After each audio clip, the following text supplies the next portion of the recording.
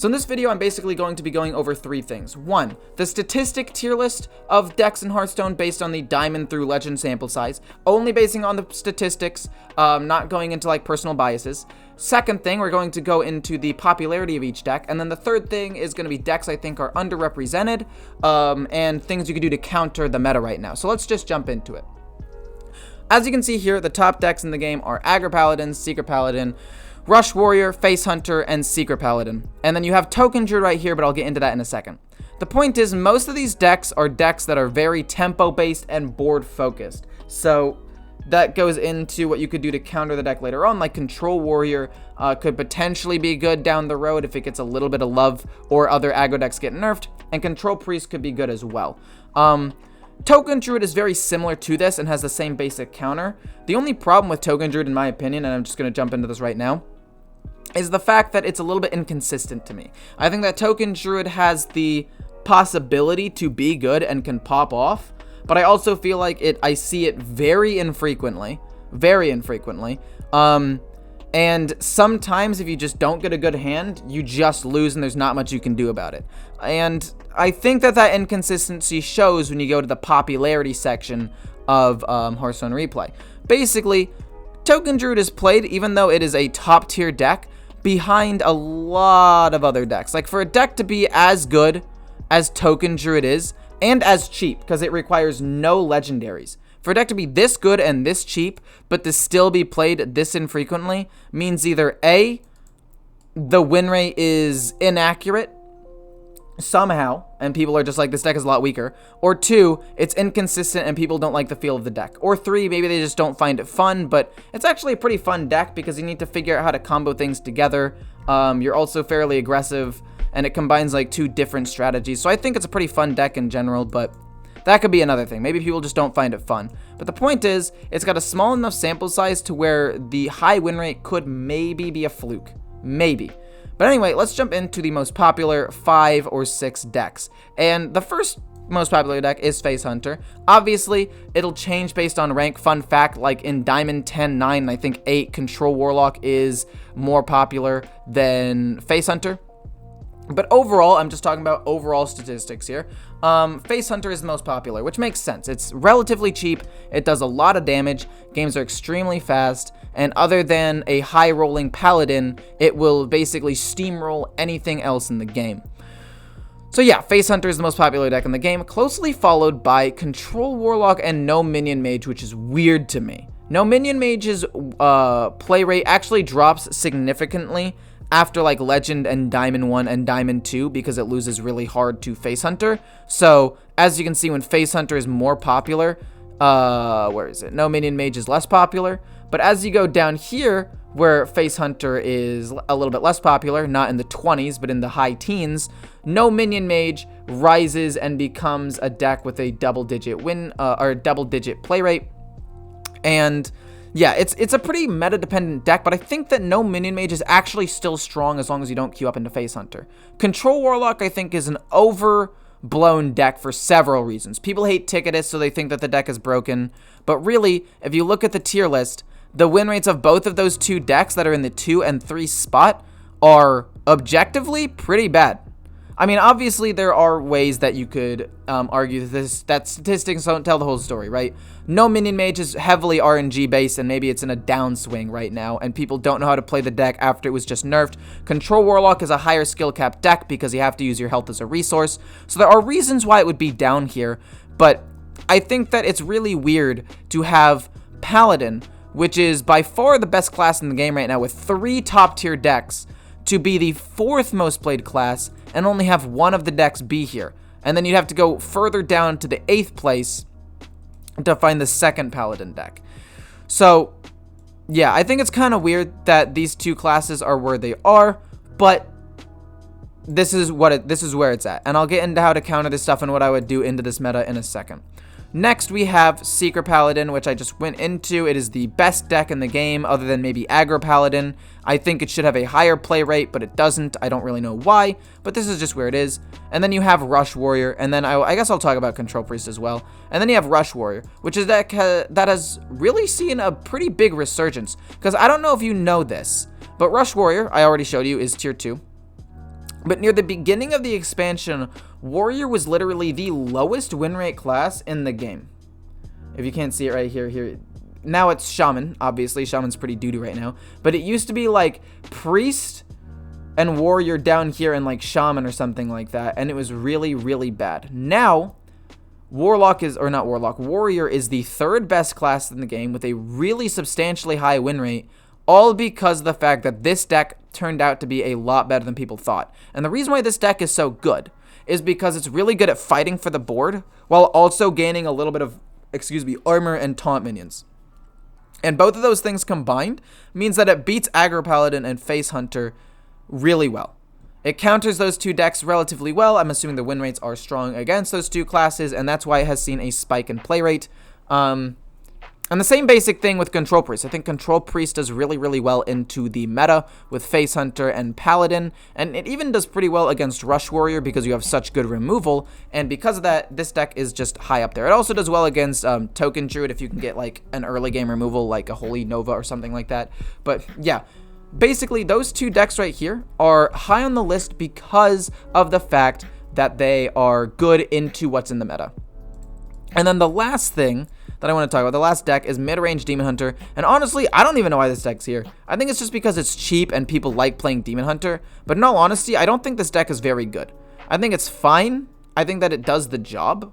But I think that maybe Death Rattle or even OTK are better if you learn how to master them. I'm being a little bit biased here. I know I was going to mostly focus on the statistics, but it is the 7th most played class in the game, or deck in the game, and I don't really understand why. Because if you look at the tier list, it's actually the lowest performing of the Demon Hunter decks right now, and it's the most played. Obviously, Lifesteal Demon Hunter is all the way down here, and it's even worse, and we'll talk about that one, I guess. But point is, those are the top 7 decks. And now I'm going to talk about the decks that I think are a little bit underrepresented, and you shouldn't look at the statistics at the whole story. One is Control Warrior. I've played Control Warrior. I've played 13 games, and I'm 9-4, and it actually does quite well against Hunter and Paladin. And I built this deck, or I didn't build the deck. I actually used D-Money's deck and then tweaked it a little bit to make it a little bit stronger, but it has solid late game. Like, I can show you my deck list right now because the one on Hearthstone Replay isn't the same. This is the one I would recommend. If you look at this one, it has some decent healing into aggro with the Death's Head Cultist, good removal with things like Minefield and Bladestorm, good ways of gaining armor with things like Rancor, Shield Maiden. You have Brawl for good removal. Then you have good late game with Alex Draws a Rattlegore and Cthulhu for your late game closers. And you got a couple of early game cards as well, like Sword and Board, Draw with Stage Dive, Armor Vendor. Also, you have the Outrider's Axe for card draw. You got a lot of things going for you, and it's just a kind of hard deck to play, and you can sometimes be overrun by aggro. But for the most part, I don't think it deserves to be this low. Do I think that it is tier 2, tier 1? No. But I think that it should be in here with a lot of the other tier 3 decks, probably around or a little bit above like Leoric's OTK Hunter.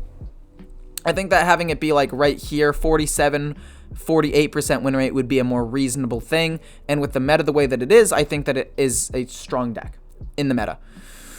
Next, going up is Lifesteal Demon Hunter. I think that this deck is low just because it's hard to play. I think that it's very difficult to play. People don't know when to use their resources to survive versus when to hold on to them to OTK. And with all the lifesteal that you have, you actually do pretty well against some aggro decks. Like, you do really well against Face Hunter, but you do badly against Paladin and Warrior. So if you are playing against a lot of Hunters and you're in like Diamond 1, I would say that this is a deck that might be worth picking up. And then the other one is the Control Priest, and Control Priest I think is one of the best decks in the game. I genuinely think that if you play this deck optimally, it should be up here in maybe not tier 1 because this win rate is just ungodly and should never exist, but tier 2 up here with Rush Warrior and Face Hunter. It is so strong. You have a ton of removal. We can just look at my deck list right now, and first of all, I would just like to say that this deck you can tweak if you want to. Right, like if you're playing against a lot of weapon matchups, play Acidic Swampoos. If you play against a lot of Paladins, you can take this out and maybe put in a Silence. If you don't like Acidic Swampoos, you could throw in another Venomous Scorpid for a little bit of extra flexibility. A lot of different things can go into this deck. But I'm 12-3 with this deck. I was beating Mages pre-nerf. I beat Hunters, Druids, Warlocks. I think Warlock is my only, like, kind of bad matchup. And even then, as long as you keep your win conditions in your hand, it's fine. Because, okay, I'm going to talk about the biggest complaint I see about Control Priest. And the biggest complaint I get about Control Priest is, what about Control Warlock? Well, first of all, Control Warlock isn't that good of a deck. As you can see here, it's just not that good. And two, the best way to counter Control Warlock is to actually keep your win conditions in your hand. A lot of the time, into a lot of matchups, you would keep cards like Holy Smite, or maybe even like Renew, or Shadow or Death, or Apotheosis into like an aggro matchup like Paladin. But into this matchup, you keep Malygos, you keep Ysera, you keep Cthulhu pieces, you keep Yogg-Saron, because you know the game is going to go long. And since you know the game is going to go long and they're not going to apply a lot of pressure, you can keep your win conditions so that way they don't get burned. And once you learn that you can do that, your win rate against Control Warlock spikes up, and your win rate against aggro decks, because of all your healing and removal, is still really high. And I think the only matchup this deck struggles against is Rush Warrior. I think Rush Warrior has a couple of minions that are a bit too big, and unless you get a good Hysteria, can overwhelm you. Other than that, I think it beats Face Hunter well, I think it beats Token, I think it beats aggro. Seeker Paladin can be bad if they get an Oh My Yogg, but for the most part, it's fine. It's actually a really good deck. So those are the 3 decks I would recommend people playing if you want to play stuff that like isn't seeing a lot of play and might counter the meta a little bit. Yeah, that is about it for this video. The only thing that I want to talk about after this, and let me know if you like this segment, is things that I would do to counter the meta. And what I would do to counter the meta is not run weapon removal. I would not run Operative, and I would not run Silence. Actually, Silence, I might run one Ironbeak Owl if you want to. It's just, weapon removal is so weird to me, because a lot of these weapons that are really powerful have 2 durability. Like, Outrider's Axe has 3, but that's about it. And, I think it's better to put in cards that generate resources to beat control decks or things that give you more early game. Like, if you look at my, like I said, if you look at my Control Warrior, a deck that, even though it's really bad, I've had a lot of success with, I don't have Acidic Swamp Ooze. I have 1 Silence, but I teched in some extra early removal, 2 Minefields, 2 Sword Boards, 2 Death's Head Cultists. I only have 1 Corsair Cache, because I don't think it's as important into the matchup. And I heavily padded the early game. So what I would do if you're playing a deck that isn't one of the top decks is take a look at what you're running and heavily pad the early game. This control deck has a lot of good early game cards with an Apotheosis and like a lot of 3 and lower cost cards. This is because the meta is very fast, which means that we've got to have a very fast response. Obviously, we have a couple of late game cards, but that makes sense because we're a control deck, we go for the late game, but we have all these early game cards to keep us alive, and that's how we win the game. We do run an Acidic Swamp Ooze, although I might take it out for an Ironbeak Owl. The only reason I have Acidic Swamp Ooze in this deck specifically is because one of its biggest counters is actually Weapon Rogue, because you have no real way of dealing with it, but that is a story for another time. But yeah, overall, Paladin and Hunter at the top of the meta. I think that this meta is weird, and I think it's a problem. I think that having only 4 decks, or 6 decks in tier 1 and 2, and having them all revolve around the same basic game plan is not healthy for the meta. And, but it does mean that if you do counter the meta, it will counter all of the top tier decks, which is why I think Control Priest would be so good. So overall, meta, kind of a problem. What I would do to fix it is nerf Paladin again. Like, they barely nerf Paladin. They said, Paladin, we'll sprinkle a nerf on you, even though it's insanely powerful. And, I don't know, I just didn't like the Paladin nerf specifically. I think that it still would remain really strong, and it did. And yeah, that is about it. Hopefully you guys enjoyed the video. If you do, feel free to like, comment, subscribe. It'd help me out a ton. If you like this kind of video, please let me know. I can make more of them. I'm basically going to try to make them once a week. If you guys like this kind of thing, where I basically just discuss what's going on in the meta. I'm going to use multiple websites for statistics in the future, but Vicious Syndicate hasn't updated for the nerfs yet. It only has stuff from like before the nerfs, so I didn't want to use that. And yeah, hopefully you guys enjoyed, and I'll see you in the next one.